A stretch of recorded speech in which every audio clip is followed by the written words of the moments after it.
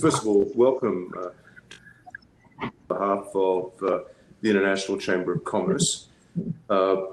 It's a very important discussion, which is really picking up on the theme of the Global Compact for its 20th anniversary.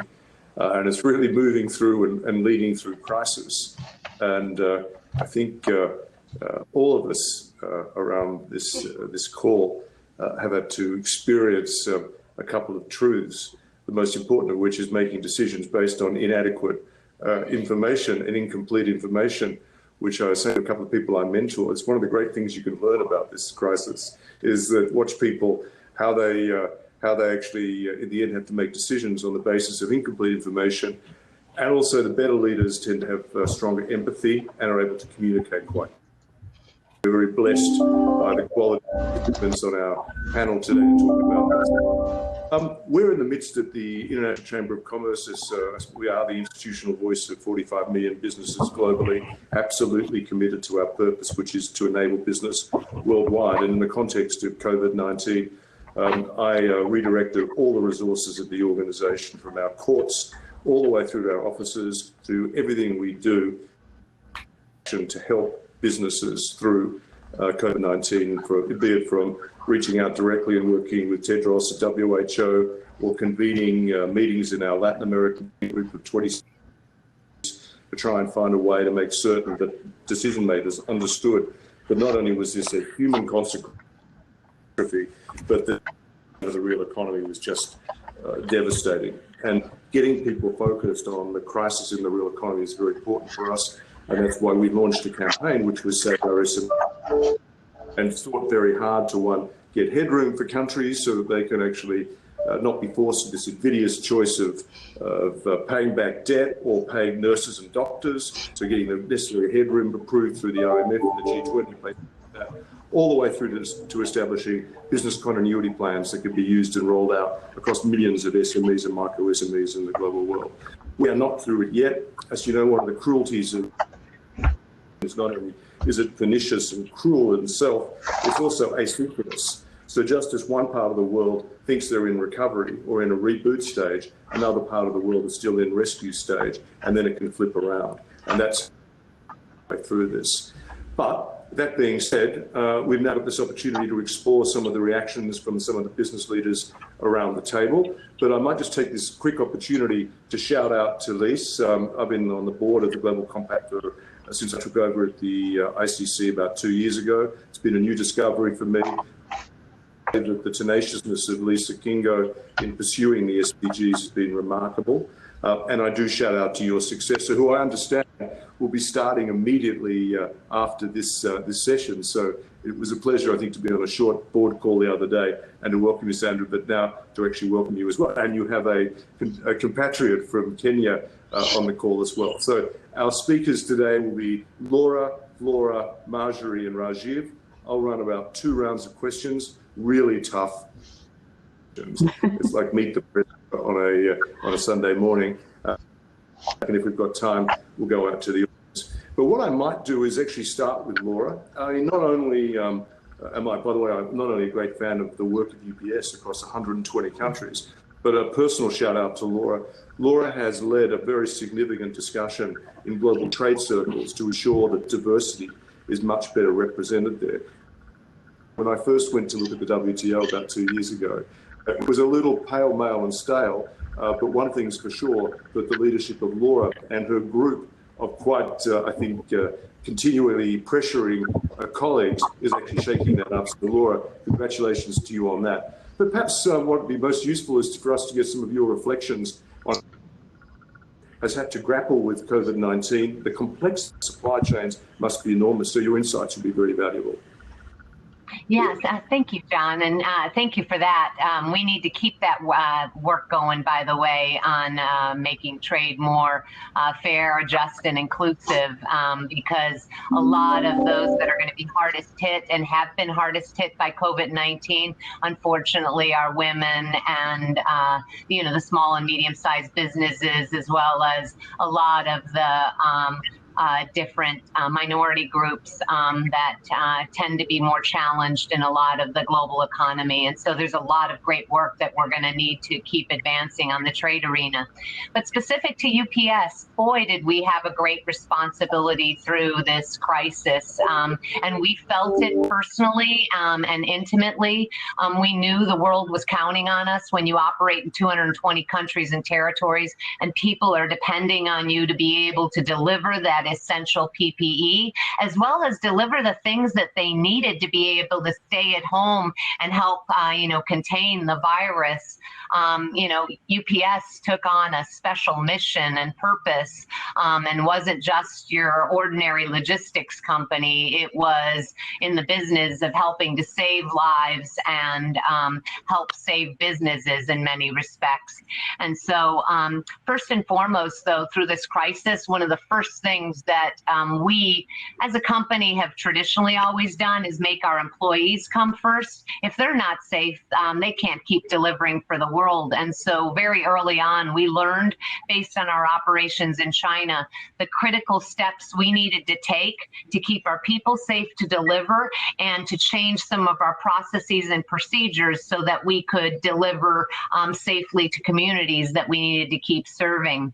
We also had to work very closely with governments who a lot of decision makers were grappling with. What's the nature of this virus? How do I keep my constituents or my people, safe? But how do I keep getting them what they need? Be they on the front lines of the crisis, as in healthcare workers, or be they, staying at home and parts of communities with varying levels of risk factors associated, from the elderly to the children and everyone in between.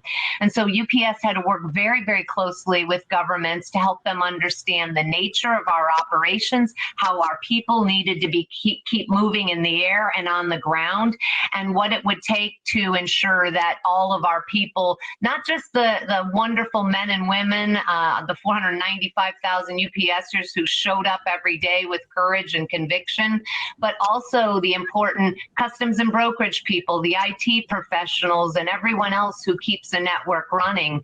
And so through this crisis, we learned about the importance of those relationships at the national, state, and local levels that became so essential to working in partnerships so that we could keep delivering, so that governments could keep managing the crisis well. And it was an incredible partnership. And the last point that I'd make is the important role that we played, not just for people and our employees and our communities, but also the role we had to play with businesses. So many businesses, in light of the quarantines and the shutdowns, were really struggling. And it was UPS that felt a personal responsibility to our customers to help them figure out ways to navigate the economic downturn and get creative and adapt so that they could use the power of digital trade and e-commerce to keep delivering when their storefronts had to close, or figuring out alternative means for them to be able to keep supply chains going. And the beauty of our network was we were able to flex up and down as the virus moved in waves around the world to be able to support customers with alternative sourcing or new supply chains or new supply chain solutions to help them keep producing the critical, products that the world was depending on, be they PPE or just regular old toilet paper and everything in between. And so we learned a lot through this crisis. We learned about the power of our network, the incredible courage of our people, and the mission that we needed to play. And even though it was uncertain times, we found a way because we had the purpose with us. So back to you, John. Great. Thanks so much, Flora. Now, Flora, Kenya has had just about everything. You've had to deal with COVID-19, and on top of all that, you've also had a plague of locusts. So give us the inside scoop. How does actually manufacturing just keep pushing along in Kenya through these sort of crises? All right, thank you, John, and good morning, good afternoon. You're on mute, Flora. Pardon? Can you hear me? Yes, we can hear you. All right. So I was just saying good morning, good evening, and good afternoon based on wherever you are in the world. But yes, you can say, yes, we did have heavy rainfalls, which actually then...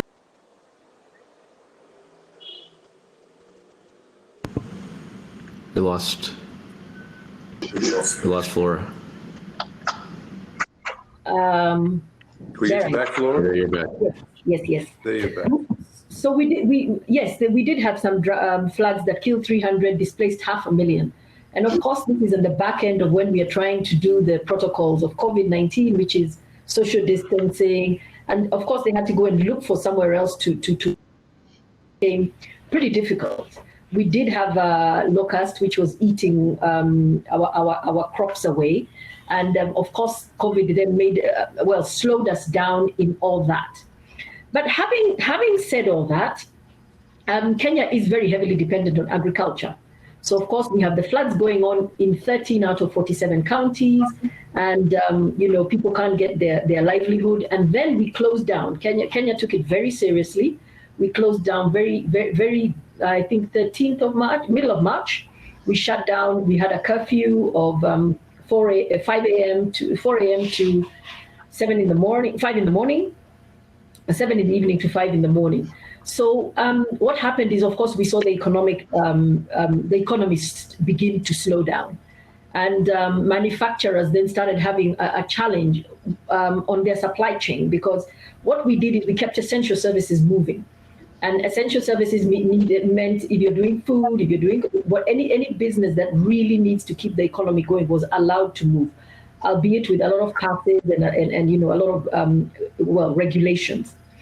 The manufacturing industry, like I said, had a hit on their supply chain, especially the imports. And that taught us one thing, is that we need to learn to begin to source locally. Local fashion industry quickly reacted from the SME right down to the large EPZs and started producing face masks. We started producing PPE. We even had a company that actually started making ventilators. So what did we have to do? Immediately, government got on board together with private sector and started working quickly with regulators, to get the standards approved quickly and to really remove the processes. What has this done for the manufacturer? Basically, about 40% of them surveyed said they've had to reduce their employment staff. 17% have reduced about their permanent workforce. 61 are on job rotation. 61% of everybody is on job rotation. And 91% of the non-essential manufacturers have seen a decrease in their demand. But say 81%, the good figure, 81% say they are nowhere near closing. 76 of them are startups who have been really hard hit, you can imagine, but slowly have been trying to do a little bit on job rotation. So I would really say Kenya has been resilient. It's not been easy. And how we've managed to really achieve this is a really strong collaboration with private sector and government. We are on calls twice a week with government. We are on WhatsApp groups, and they're always coming and saying what should we and what could we do. For example, we were lifting our protocol the other day, our curfew. We needed an extra time from 7 p.m. We wanted to move it to 9. And they said, listen, can each sector give us protocols of how we are going to open? So we have one more month of that, and the government is already saying, tell us how you want us to open, because we've realized it's a very fine balance between economics and health. So I hope that has given you a good indication of what's really been happening in the manufacturing sector. But the most encouraging thing is their resilience. Over to you, John. Thanks so much, Flora. Now, Marjorie, you run one of the world's largest consulting firms, privately owned as well. So not only do you have to deal with the multinational nature of your own organization, a people business, which generally would require a lot of people meeting other people, from my experience, but also you're servicing clients on a continual basis. So how have you worked your way through it? How has APCO worked its way through the COVID-19 crisis to date? So it's been an interesting and challenging time for sure. I think both what Laura and Flora said is a lot how companies have felt about this. I think you can divide the companies into those that were like may be a little shocked and struck by this, and the ones who, were more adaptable. And I think the advice that I took myself and that we have shared with others is, first of all, to focus on what you can control.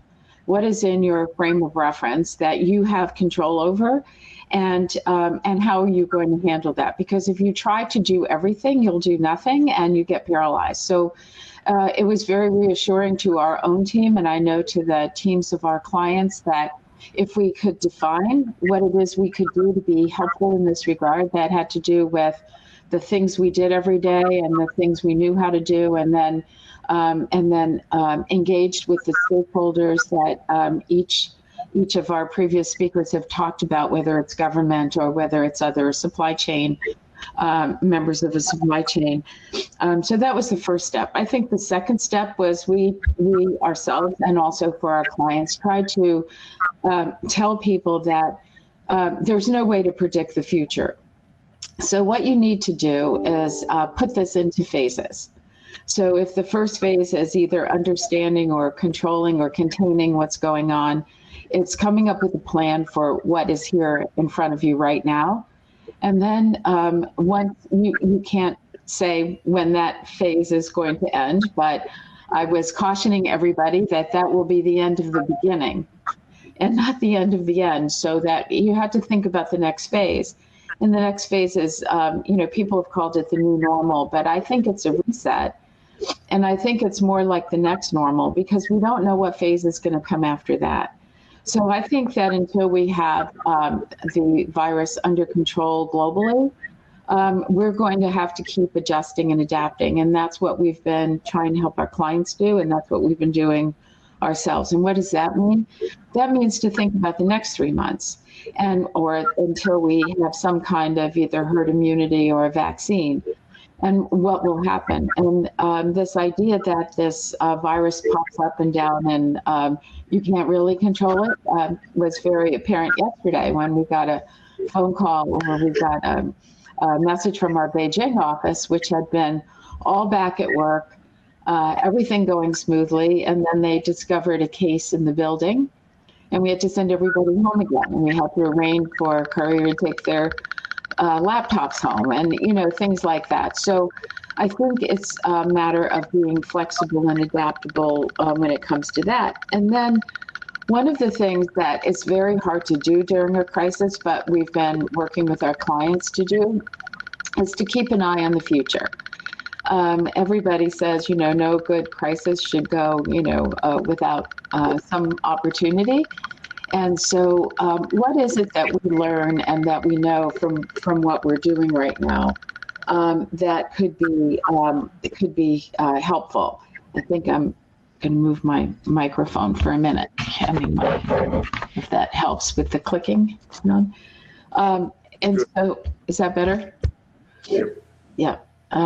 So I think that what we've been doing, in terms of that next phase, when people start to come out of this, it's like, will you try to go back to what you were, or will you transform yourself into something that is maybe better for the future? And I think the better companies that we work with are already thinking about things like, okay, well, look at the environment and what this has done in terms of climate. How do we use this as a moment, maybe to look at the future for climate change?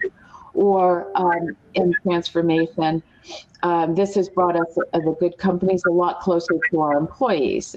We've gotten intimate, right? We have calls every day, and we're in people's homes with their kids and their dogs and everything else in terms of the communication. So how do we use that in a way that helps us lead with more empathy for the future? So what we've been trying to do is to say, okay, how do you come back stronger?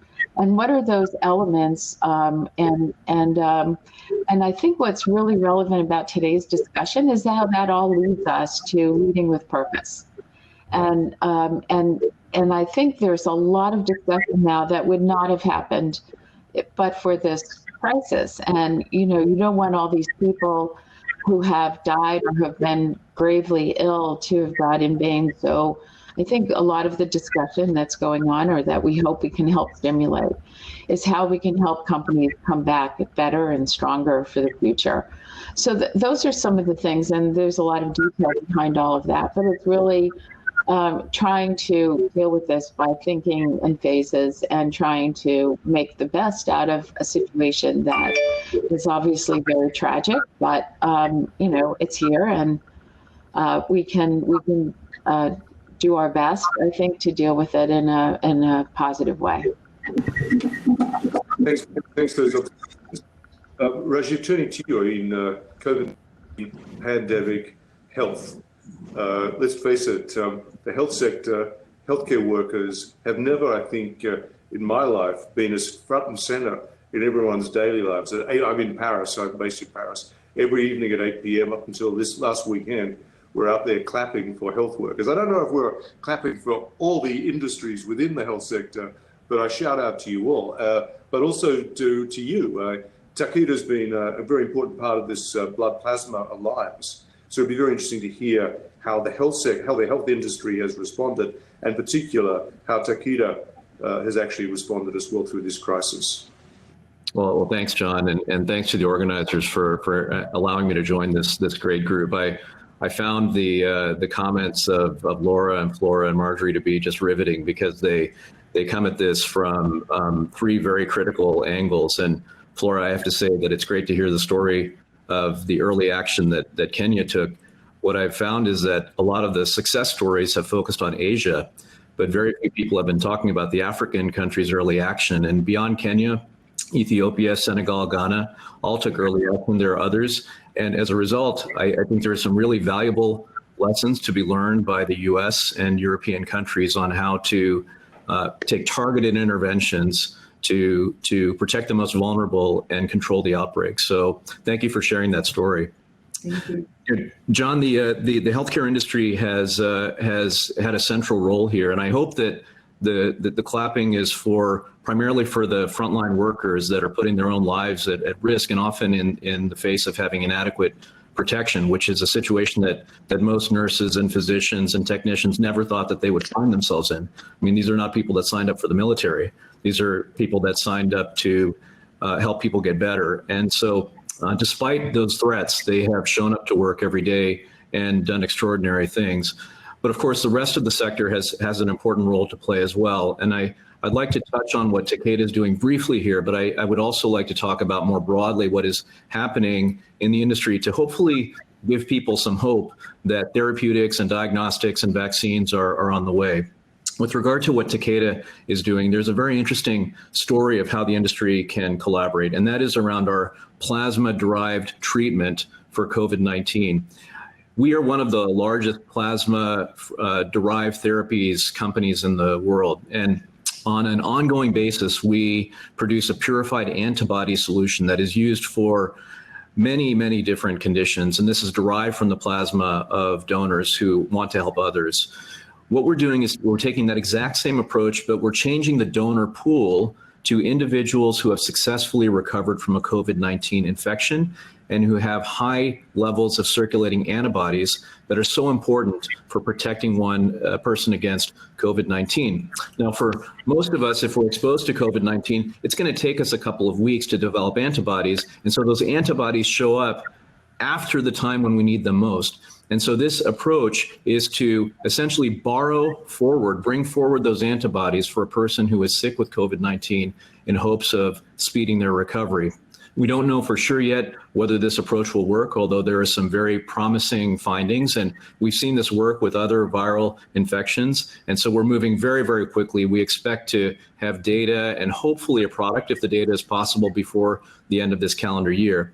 That's what's happening on the treatment side. Takeda is doing a number of other things on the treatment side to look at ways we can repurpose our compounds and our products for COVID-19. But I'd like to talk about what's happening more broadly.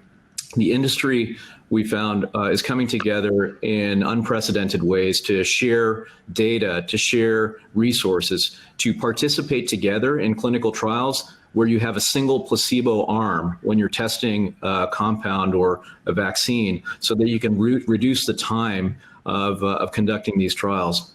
Just one example that is related on the vaccine side. You may have heard that there is this accelerating COVID, this access to COVID tools accelerator that was launched by the WHO, supported by the European Commission and other countries, that is working to shorten the time to availability of vaccines, therapeutics, and diagnostics. I'm going to talk about the vaccine side of that for a moment.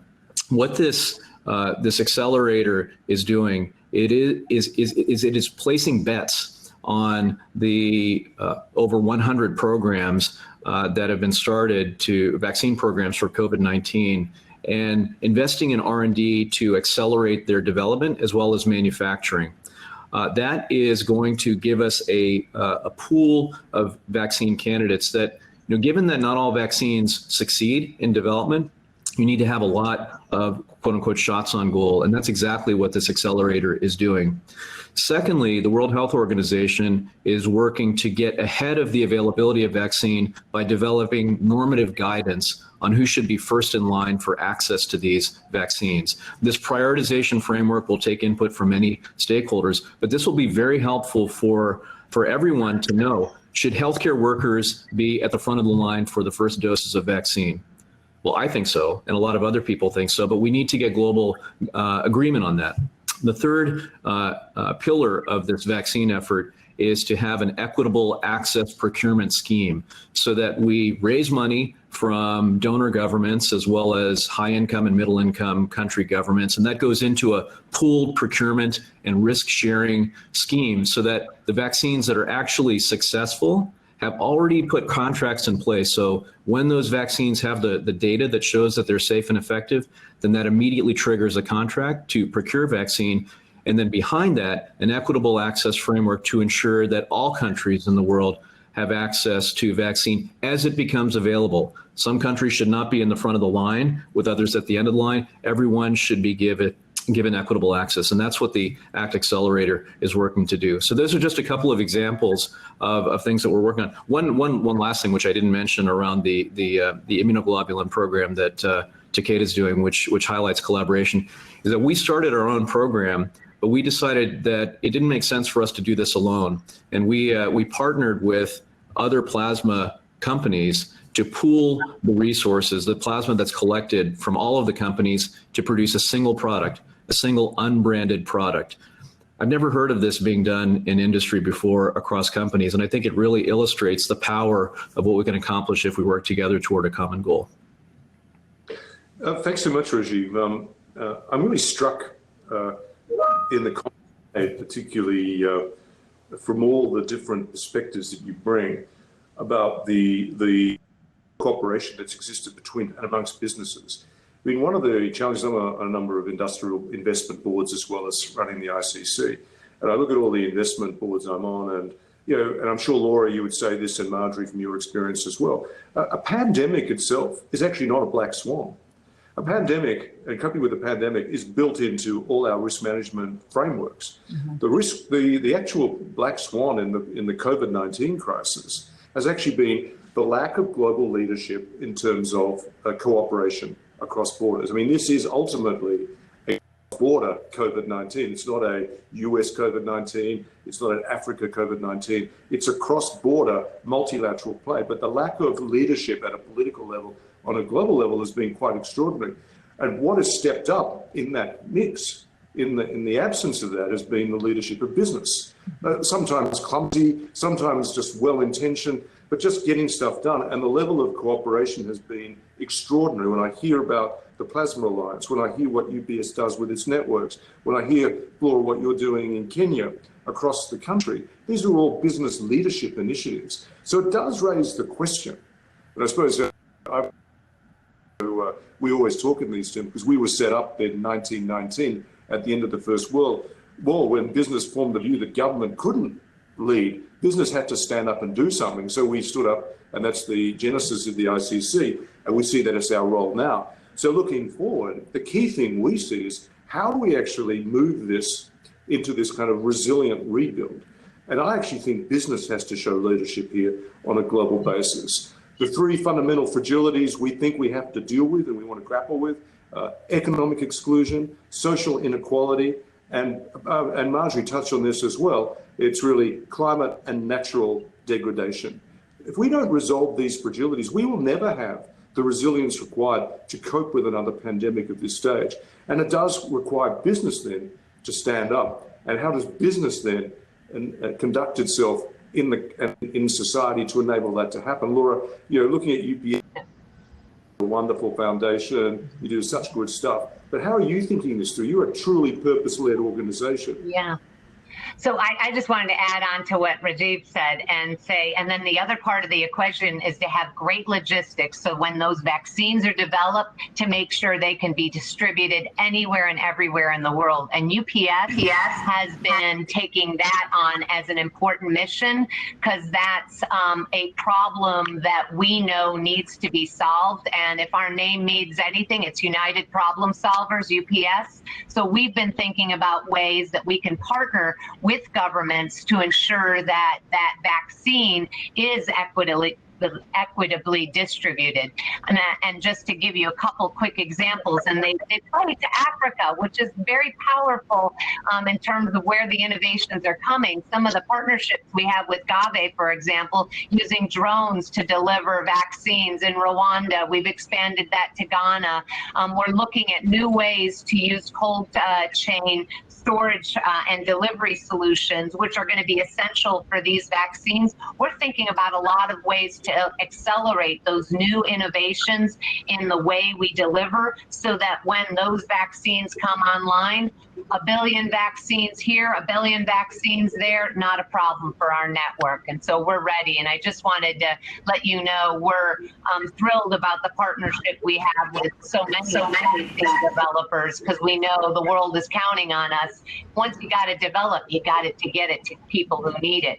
But speaking to our company's mission, we don't see doing good and delivering goods as being mutually exclusive. We see them as being a part and parcel of the same. And so through this whole COVID-19 epidemic, we've recognized that we can leverage a lot of our foundation relationships. I mentioned, for example, the one with Gavi, but so many other organizations that were identifying needs in various communities that were running short on PPE, that were running short on essential supplies, that needed ventilators, and leveraging those partnerships and bringing our business network to bear in terms of connecting those communities with those customers that we knew could meet the needs. And so our foundation was leveraged with our business customers to be able to close those critical gaps that Rajeev talked about healthcare workers on the front lines trying to save lives, but not having what they needed in hand. The second example that I give is thinking about some of the disrupted food supply chains. For us, it became a motto: no empty trucks, no empty stomachs. So we looked at the problem of where the supply chains were breaking apart through the course of this epidemic, and said to ourselves, how can we leverage our business relationships, our knowledge of supply chains, to ensure that food comes from farm to distribution and production facility to homes and to school kids and to the elderly, particularly the elderly who weren't able to get out and access everything that they needed, because they needed to be the most special generation that was protected through this COVID-19 epidemic.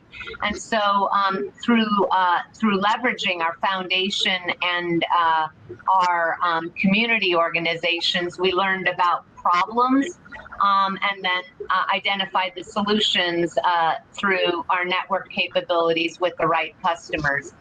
The one other and last point that I'd want to make is that we found it critically important that we were not just thinking about the solutions we could deliver, but thinking about the planning for the 6 months ahead.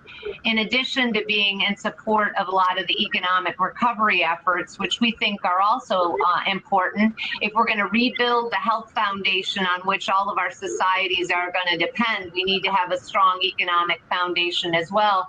And so we've been trying to leverage a lot of our partnerships with organizations that try to help small and medium-sized businesses, women-owned businesses, a wide variety of companies be able to reestablish their own supply chains, but also plan for the possibility of a second wave. So UPS has tremendous experience in terms of humanitarian relief and disaster response. What we're trying to do now in partnership with governments is address the problems that we saw early on and make sure they don't happen again.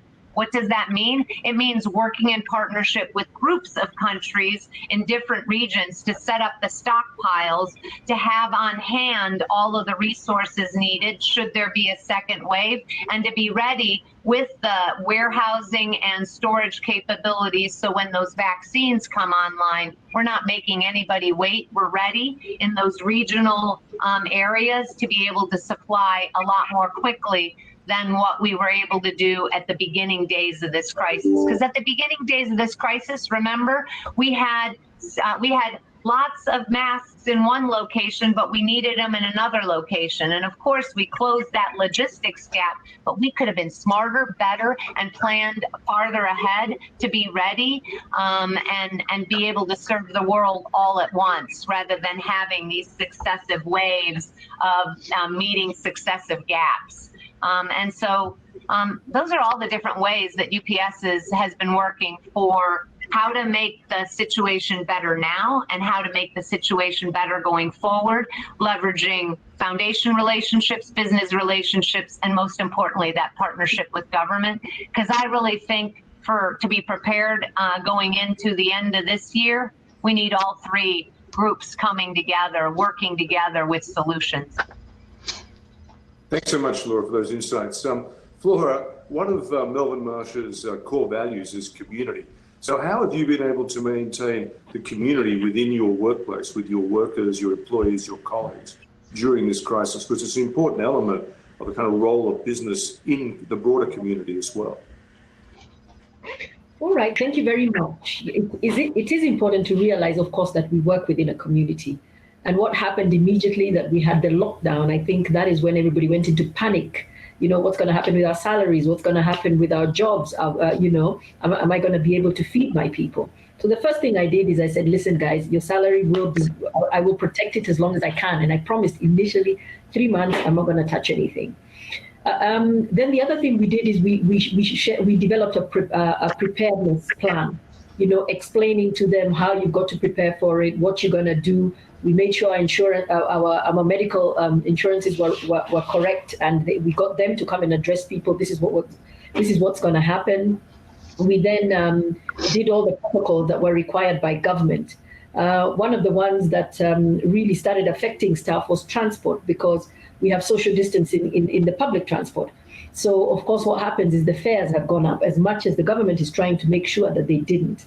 So in that, we gave a kitty, and we said, we realize it's more expensive for you. So here is a kitty to actually, be able to develop. And then we have a business continuity program, so that were anybody to be infected, we have 2 teams, and the second team will immediately check in. We also ensured on the distribution side that we are not going to, make the customers panic, because if you're used to a particular brand of, we do tea, if it's not there, then, oh gosh, what's going to happen and what's going on? So we ensured that our products could still be transported despite logistical lockdowns. We did have, we do have cessation in some areas where we can't move beyond. So we have a carry-on mechanism. The other thing is socially around our community where we work, we do assist them with product. We do assist them with soap and sanitizers.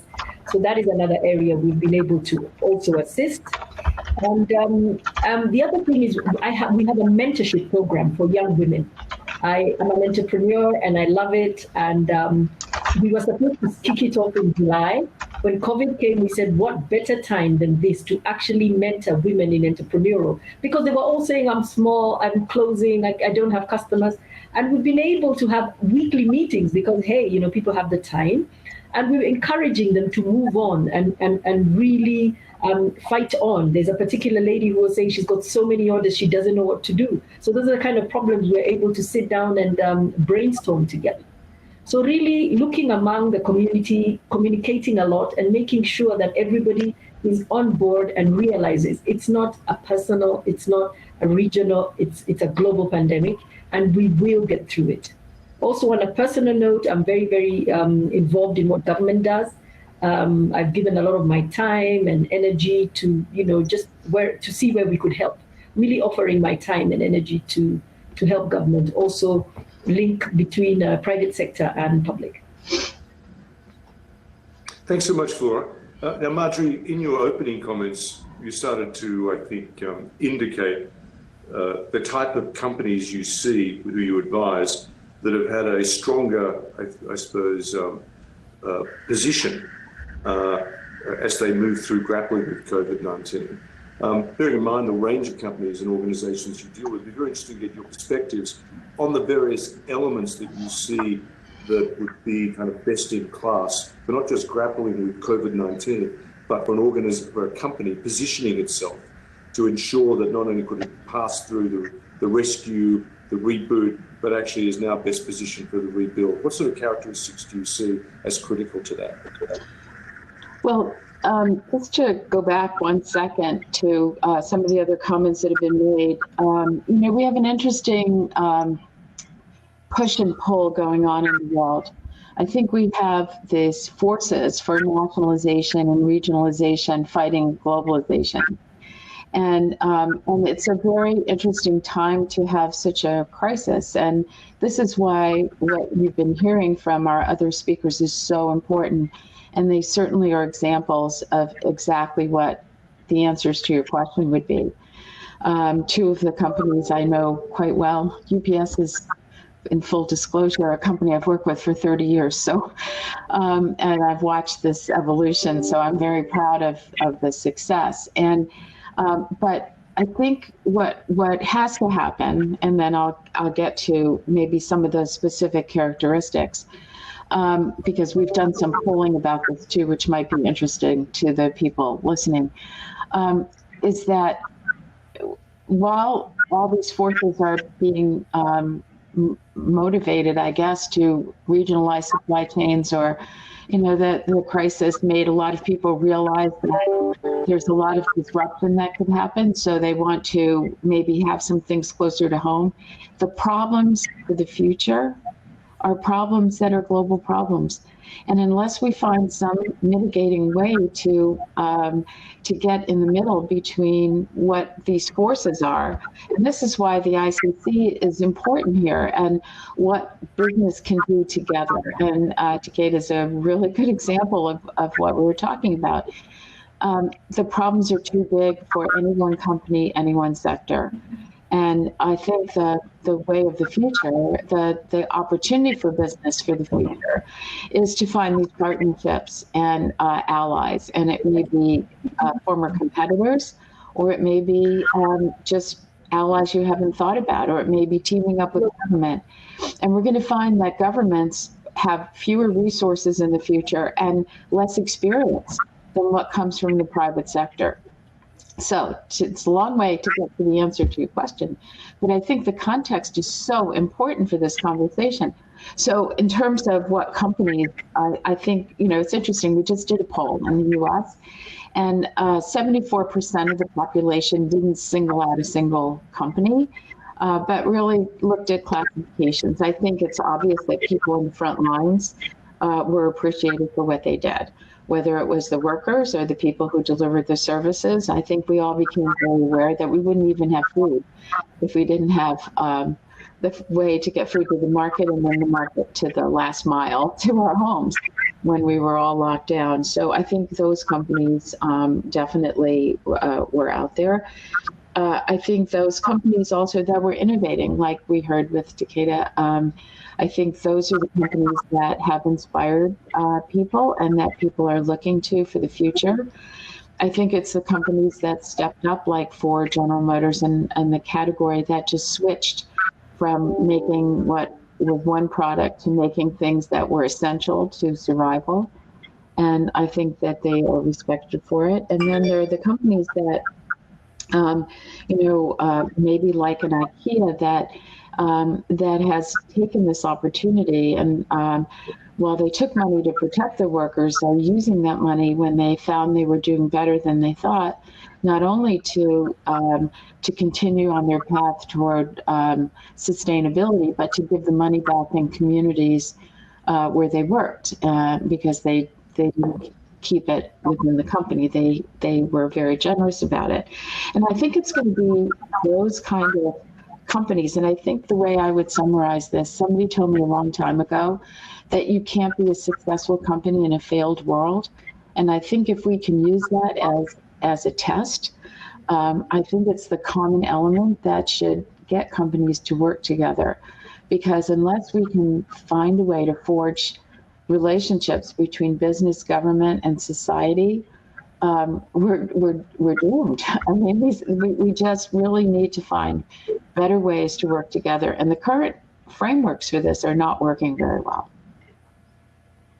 Yeah.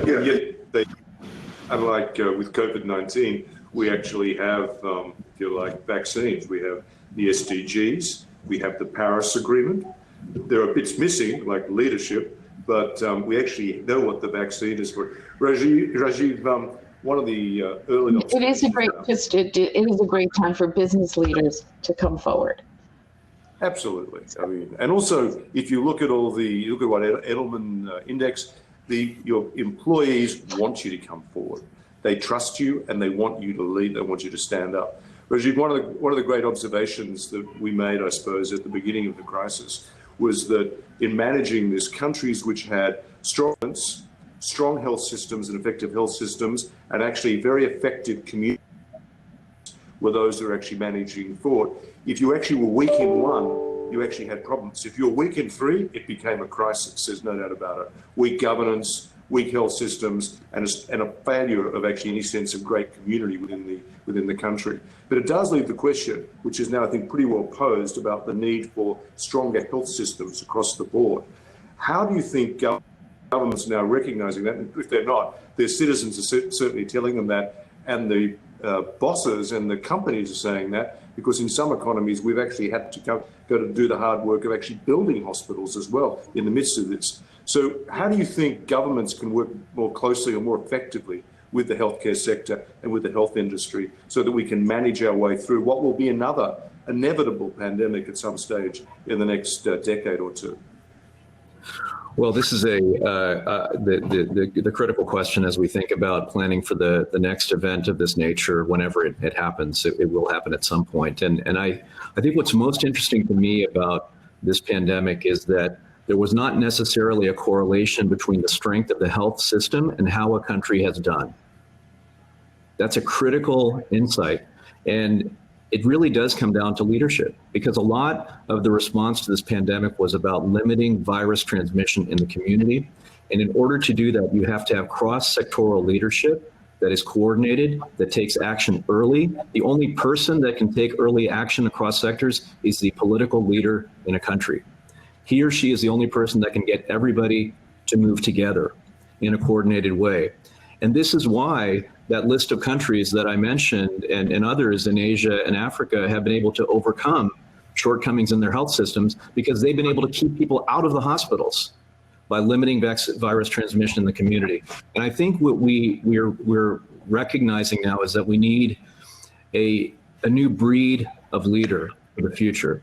And I also link this to some learnings that I've drawn from the global health sector, where you do have to have cross-sectoral engagement. And what I found is that there often are ideological divides that get in the way of key stakeholder groups in the global health community, because there is a lack of understanding, a lack of empathy for the other stakeholder group's position. And what I found is that if you take an individual who has spent time in each of these sectors and put them in any of these leadership roles, they immediately have a better understanding of what the other parties around the table are trying to accomplish, and they can be much more effective at achieving the goal. And so I am very enthusiastic and excited about the new generation of leaders coming up through universities and in their early careers, because they're actually not interested in necessarily staying in exactly the same job for 3 or 4 decades. They would like to change jobs. They would like to change sectors. You know, at Takeda, we have had 3 students come from the Harvard School of Public Health to do their dissertations with us. They've spent months with us because their goal is to make a difference in public health, but they recognize that a critical element of achieving that is business and the private sector, and that they need to understand what's important to the private sector in order to be the best partner for them. So this is not about, as somebody in a given group, saying that I've walked in your shoes, but it's saying that I've sat in your seat. I've actually had some experience in the sector that you're in, and I understand what's important to you, what you have to deliver for your organization. And I can find common ground because I understand the different dimensions of this problem. So I want to end on a hopeful note about leadership. We have seen some phenomenal leaders come forward in this pandemic, healthcare leaders, political leaders, and I think these are the role models for us. And I really hope there are young people looking at these individuals right now and saying, that's what I aspire to be. I want to be that type of person when the next crisis hits. Because I think if we take that out of this pandemic, that will be I would say it's more than a silver lining. It would be a huge, huge win for all of us. Rajeev, thank you very much for that observation. Friends, I'm coming towards the end, but you probably noticed there's a fair bit of conversation in the sidebar. But if I can just distill from the conversation one question that really people are asking is, and ask you quickly to respond to this, each of you, what does an effective public-private collaboration actually look like? Can you describe it? Can you describe how it works? Maybe start with you, Laura, because people want that. They want to hear about it as well. Right. I think it requires, at least on the part of businesses, to be sharing with governments what the solutions are that are needed, looking at the problems and coming up with those joint solutions. And so it does require a certain amount of dialogue and solution sharing so that the policy can be developed to implement it. When I think about, the challenges we had at the front end of this crisis and where we need to be on the back end is we need not so much all these different patchworks of approaches. We need, globally coordinated solutions. And that means partnerships across borders between businesses and partnerships across borders between governments working together on those common goals. And from my perspective, we need to be driving those solutions, not just for how we're going to, get past addressing this virus, but how we're also going to help with economically lifting, populations around the world. But that requires joint advocacy efforts. And I think not just from that local parochial perspective, but from that global perspective, locally understanding the problems and then working globally to solve them on a cross-border basis. Thanks so much, Laura. I mean, Flora, one of the observations just quickly made on the sidebar was, and when we talk about public-private collaboration, it's not just companies, but it's also civil society. Do you get that feeling? Do you actually see that being more effective in Kenya at the moment, that there's a level of public-private collaboration before? Yes, definitely. I think there's nothing that unites us than a common enemy. And I would then say COVID has been the common enemy. So everybody has come to the table. Everybody is giving their views. There's a lot of transparency. There's a lot of solution providing. There's also even feedback. When you do this will equal to that, and therefore that doesn't work. So partnerships, collaborations are very, very important. And on all 3 levels, from a social perspective to financial. Like, I'll give you an example. The government did make a statement and said, listen, we're going to buy local PPE, and we want it to be made by the SMEs. What did that do? It uplifts them. It gives them a lifeline, something that they could actually turn around and say, hey, these guys are on our side. of course, they increased the amount of funding that they're giving, to the social, to the old, to the more devastated than the rest.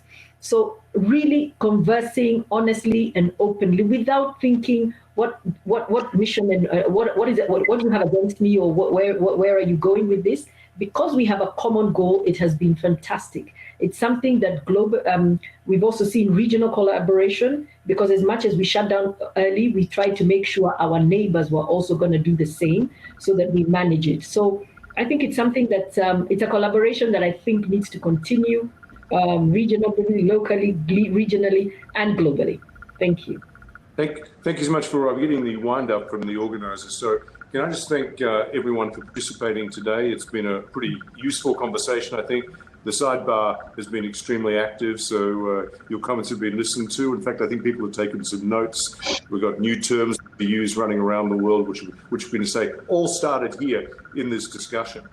In closing, we at the ICC, we're going to be launching a series of SDG action labs in July, and that'll be really working on how we can actually build out some of the strategies to support.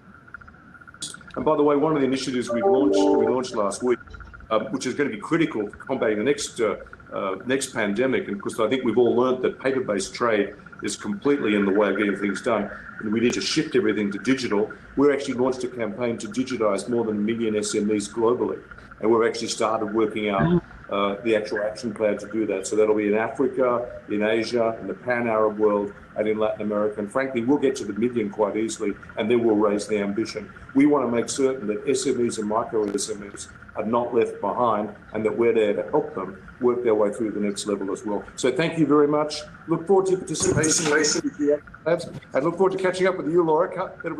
It's probably time that we actually had a dinner or a meal somewhere. So thanks very much, everyone. Rajeev. Thank you. Thank you. All right. Thanks, everyone. Bye. Bye-bye, everyone.